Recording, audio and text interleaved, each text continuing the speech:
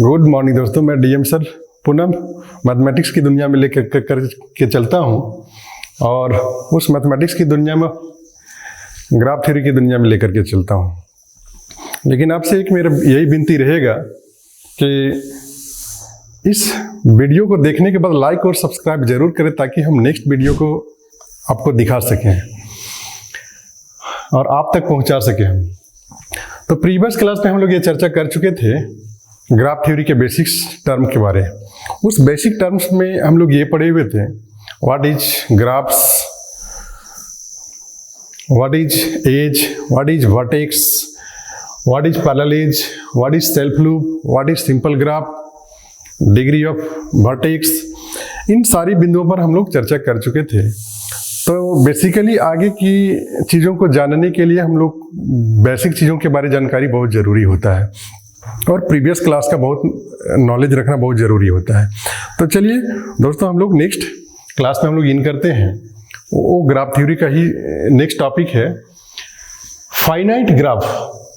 Finite graph, infinite graph, isolated vertex, pendant vertex, null graph.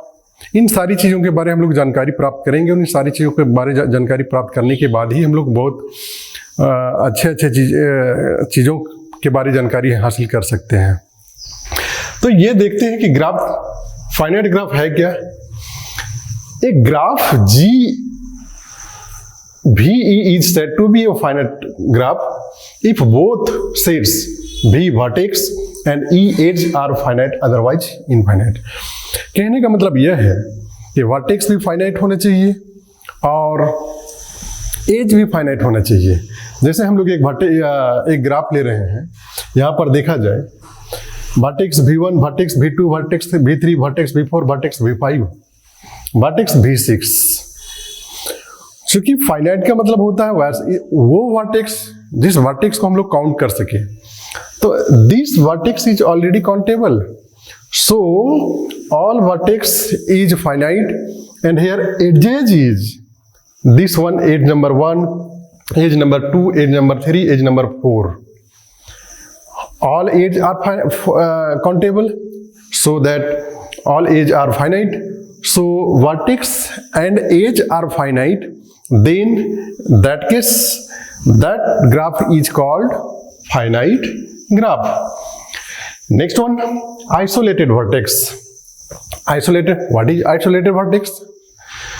A vertex having no edge incident on it is called isolated vertex। कहने का मतलब यह है कि एक ऐसा वर्टेक्स जिस वर्टेक्स पर कोई भी एज इंसिडेंट ना हो, ऐसे वर्टेक्स को हम लोग बोलते हैं आइसोलेटेड वर्टेक्स।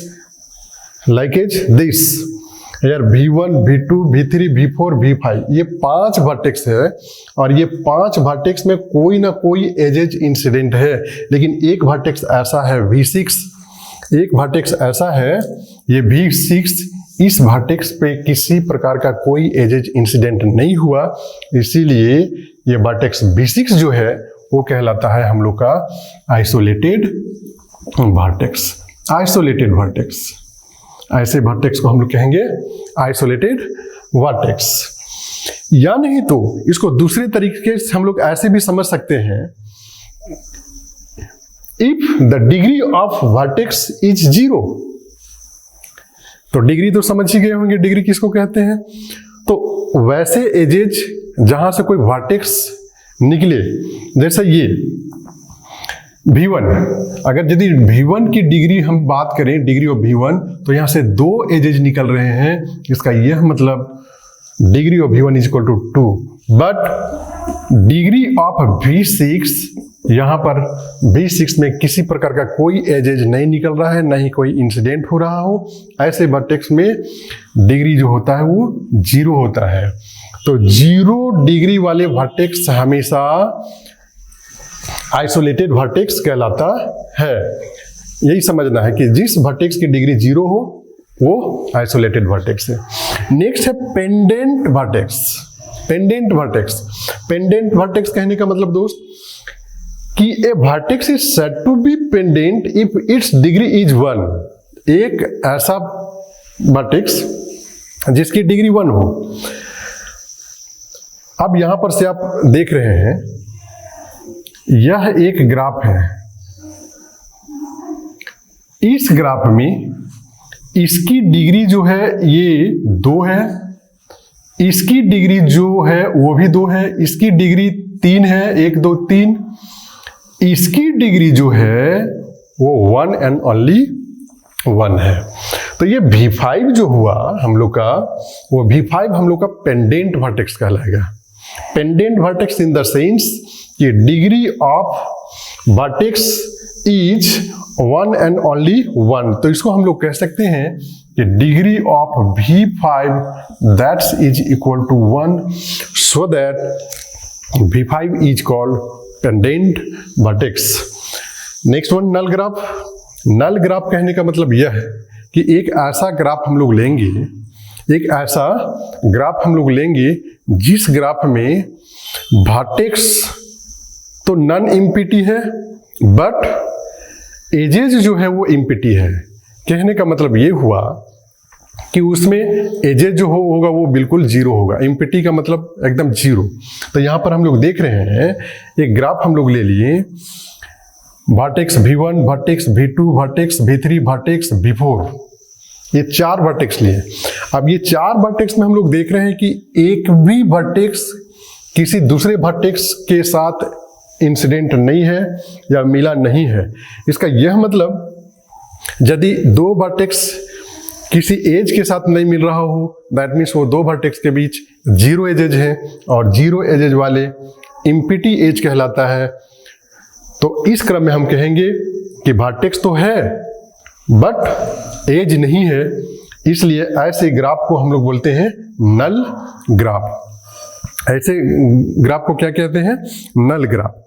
अब हम लोग, एक नल ग्राफ है लेकिन उस नल ग्राफ में कंडीशन है, उस कंडीशन के बारे में भी थोड़ा सा हम लोग चर्चा करते हैं कि अगर वैसा कंडीशन रहेगा तो वैसा नल ग्राफ क्या कहलाएगा, वैसा नल ग्राफ क्या कहलाएगा।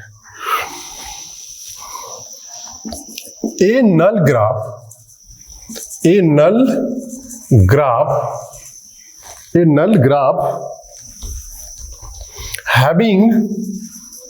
having one vertex, a null graph having one vertex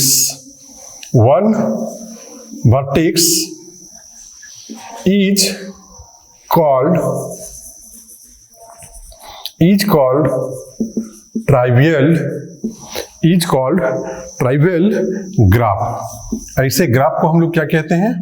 trivial graph कहते हैं। ये बिल्कुल बहुत ही इंपॉर्टेंट चीज है और ऐसे ऐसे सवाल ही पूछे जाते हैं कि एक ऐसा नल ग्राफ तो हो। नल ग्राफ कहने का मतलब यह कि वर्टेक्स नॉन इम्पिटी हो लेकिन एजेज इम्पिटी हो। तो वैसा नल ग्राफ ट्राइवियल ग्राफ कहलाता है जिस समय 1 एंड ओनली 1 वर्टेक्स हो। जैसे ओनली 1 वर्टेक्स V1 ले लेते हैं ऐसा, तो इसमें एक वर्टेक्स तो है लेकिन एज नहीं है। एज नहीं होने के कारण ये नल वर्टेक्स हुआ, और नल वर्टेक्स होने के साथ साथ ये ओनली 1 वर्टेक्स है, इसलिए ऐसे ग्राफ को हम लोग बोलते हैं ट्राइवियल ग्राफ। अब नेक्स्ट बिंदु पर हम लोग चर्चा करते हैं।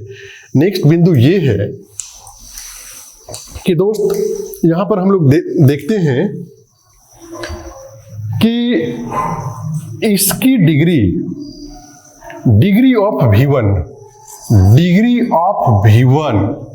दैट इज इक्वल टू 1 2 है। डिग्री ऑफ V2 इसकी भी डिग्री 2 है। Degree of V3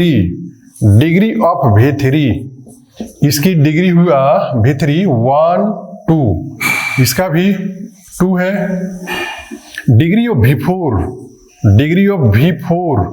that is equal to 1 2 3 है। And degree of V5 that is equal to 1 है। अब दोस्तों इस पर हम लोग थोड़ा सा गंभीरता से चर्चा करते हैं कि ये लिखने का कारण क्या है।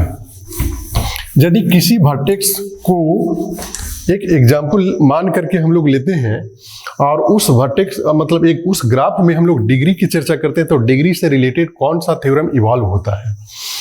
हम लोग ऐसा करते हैं कि टोटल डिग्री को ऐड कर देते हैं। टोटल डिग्री कितना हो जाएगा, तो 3 1 4 4 2 6 6 2 8 2 10। टोटल डिग्री कितने हुए, तो 10 हुए। हम लोग देखते हैं थोड़ा सा इस ग्राफ पर। इस ग्राफ में कुछ डिग्री है और इस डिग्री पर हम लोग चर्चा करते हैं। डिग्री पर चर्चा ये करते हैं कि degree of V1 that is equal to कितना है, degree of V2 is equal to कितना है, degree of V3 is equal to कितना है, degree of V4 is equal to कितना है, degree of V5 is equal to कितना है। देखिए दोस्तों, डिग्री तो हम लोग सभी जानते हैं कि उसको डिग्री बोलते हैं जिस वर्टेक्स से जितना एजेज निकलता हो। वर्टेक्स V1 से कितने एजेज हैं, तो 2 एजेज हैं। इसका यह मतलब इसकी डिग्री 2 हो गई। वर्टेक्स V2 से कितना एजेज है, 2 एजेज हैं, तो इसकी 2 डिग्री हो गई। वर्टेक्स V3 से कितने एजेज हैं, तो 2 एजेज हैं, 2 डिग्री हो गई। वर्टेक्स V4 से कितने एजेज हैं, 3 एजेज हैं, तो इसकी डिग्री 3 हो गई। वर्टेक्स V5 से कितने एजेज हैं, तो 1 एजेज है, इसका मतलब उसकी डिग्री 1 हो गई। अब हम लोग इसको करते क्या हैं, अगर यदि टोटल करते हैं तो टोटल हम लोग पाते ये हैं कि 2 2 4 2 6 3 9 1 10, ये 10 हो गया। डिग्री कितना हो गया, 10 हो गया। अब यहां पर देखिए तो नंबर ऑफ एज 1 2 3 4 5, यानी edge 1 edge 2 edge 3 edge 4 edge 5। Edges की संख्या कितने हैं, 5 है। टोटल डिग्री कितने हुए, 10 हुए। अब टोटल डिग्री 10 हुए और टोटल एजेज 5 है, तो इससे एक फॉर्मूला क्रिएट होता है कि the sum of the degree of all vertices, जितने वर्टिसेस हैं सभी की डिग्री को अगर यदि हम सम करते हैं किसी भी ग्राफ का, इज ट्वाइस, वो 2 गुना होता है किसके, द नंबर ऑफ एज के। इसको हम लोग ऐसे लिख सकते हैं, that is summation of degree of vertex that is equal to 2 into number of edges, जहां पर i का जो वैल्यू है 1 to n है। 1 to n कहने का मतलब अगर यदि 5 एजेज वाले ग्राफ है तो उसकी डिग्री 10 होगी। अगर यदि 6 एजेज वाले ग्राफ है तो उसकी टोटल डिग्री 12 होगी। अगर यदि 10 एजेज वाले ग्राफ है तो उसकी टोटल डिग्री 20 होगी। मतलब उसका जस्ट 2 गुना होता है, जितने नंबर ऑफ एज होते हैं उसका जस्ट 2 गुना उसकी टोटल डिग्री होती है। ऐसे कंसेप्ट को, ऐसे स्टेटमेंट को एक नाम से जाना जाता है जिसका नाम है हैंड-शेकिंग लेमा। ये ऑब्जेक्टिव टाइप क्वेश्चन बनता है, व्हाट इज हैंड-शेकिंग लेमा। या तो ये क्वेश्चन दे देगा, the sum of the degree of all vertices in a graph is twice the number of edges, what is this. तो हम लोग जानेंगे कि ऐसे स्टेटमेंट को बोलते हैं हैंड-शेकिंग लेमा।